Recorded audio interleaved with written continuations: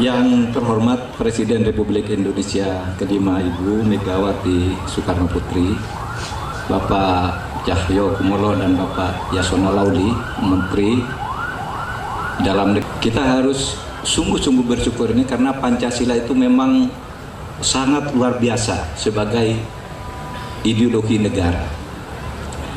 Bayangkan Pancasila itu bisa mempersatukan orang di 17.504 pulau menurut data di kantor Pak Cahyokumolo tahun 2010. Ini data Kemendagri sampai tahun 2010 itu 17.504 pulau, 1.340 suku bangsa dan 736 bahasa daerah dengan 6 agama yang disebut di dalam peraturan perundang-undangan. Masih ada lagi yang tidak disebut. Kita bisa bersatu dan bisa rukun itu. Saya pada tanggal 27 Oktober kemarin diundang untuk memberikan ceramah atau penjelasan tentang ini di American University of Beirut di Lebanon. Dia menanyakan, mengapa Indonesia itu bisa begitu hebat bersatu dengan gambaran pulau, suku dan sebagainya tadi. Saya katakan karena kita punya dasar ideologi negara, Pancasila, yang bisa mempersatukan kami sehingga kami bersyukur mempunyai Pancasila itu. Bayangkan, saya katakan, India itu berdiri dulu tidak mampu mempertahankan keutuhan dirinya. Karena atas nama perbedaan agama pada tahun 47 Pakistan menyatakan saya berdiri sendiri karena Pakistan itu adalah orang Islam sedangkan India itu adalah Hindu. Berdiri negara Pakistan tahun 47 karena perbedaan agama. Pada tahun 71 karena perbedaan kulit, perbedaan kedaerahan. Bangladesh menyatakan saya pisahkan diri dari Pakistan karena Anda orang Barat yang sok pinter itu adalah berbahasa Urdu sedangkan kami kulit gelap ini berbahasa Bengali. Di Indonesia tidak ada perpecahan karena agama, tidak ada perpecahan karena warna kulit, tidak ada perpecahan karena bahasa. Lalu ditanya, mengapa begitu kuat Pancasila itu di Indonesia? Saya katakan karena Pancasila itu tumbuh dari bawah. Bung Karno itu bukan menyusun Pancasila tapi menggali Pancasila lalu merumuskannya disampaikan kepada bangsa ini. Itu tumbuh secara alami dari kehidupan ribuan tahun bangsa Indonesia. Jadi kokoh kebersatuan.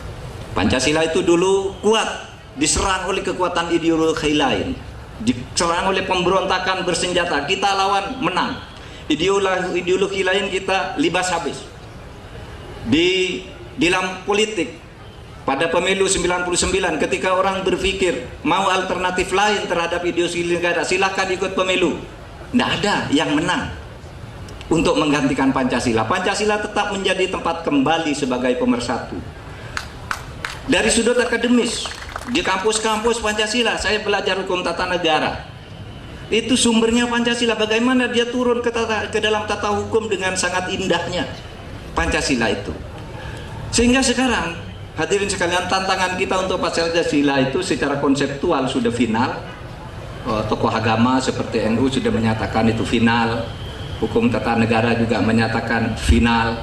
Politik dalam kegiatan sehari-hari final. Sehingga sekarang tantangan kita ke depan itu bukan musuh dalam arti serangan terhadap konsep, bukan serangan terhadap fisik, tetapi apa? Adalah pelaksanaan Pancasila. Implementasi Pancasila itu yang sekarang harus kita perjuangkan kalau kita ingin mempertahankan negara Republik Indonesia ini.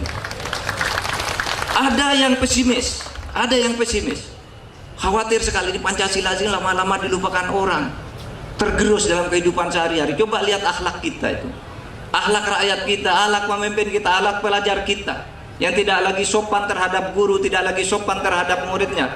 Dosen, guru juga sudah mulai bekerja seperti caranya transaksional, bukan keluar dari hati. Itu pelunturan Pancasila, sehingga banyak yang khawatir.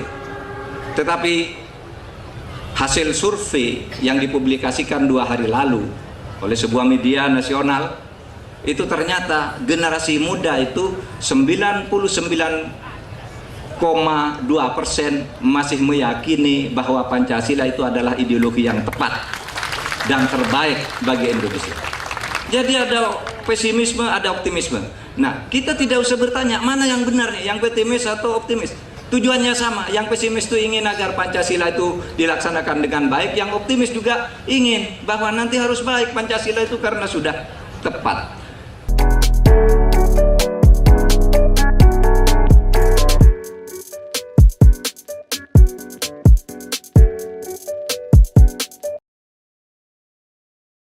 Malam itu aku menggali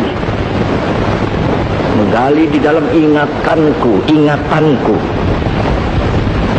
menggali di dalam ciptaku, menggali di dalam khayalku, apa yang terpendam di dalam bumi Indonesia ini, agar supaya sebagai hasil dari penggalian itu dapat dipakainya sebagai dasar daripada negara Indonesia merdeka yang akan datang.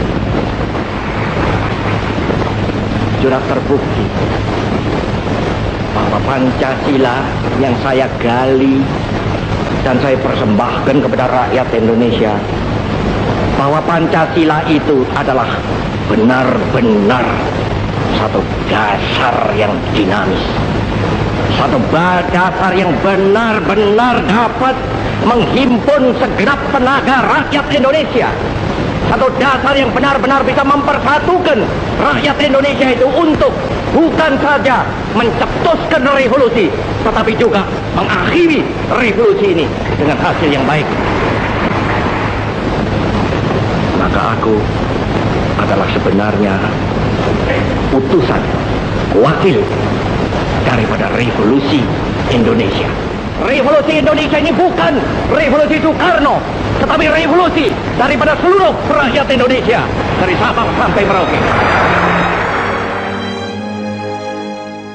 And proclaimed our independence in August 45, we attached as preamble to our constitution the Pancasila. Panca means five, Sila means principle. The Pancasila, the five guiding principles of our national life. Perhaps you know already what our Pancasila is.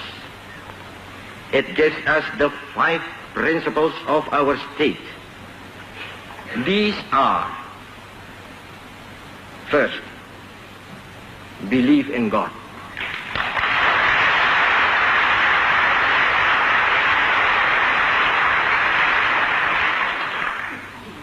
Second, nationalism. Third,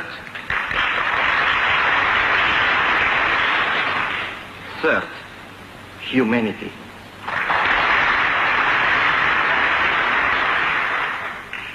Fourth, democracy.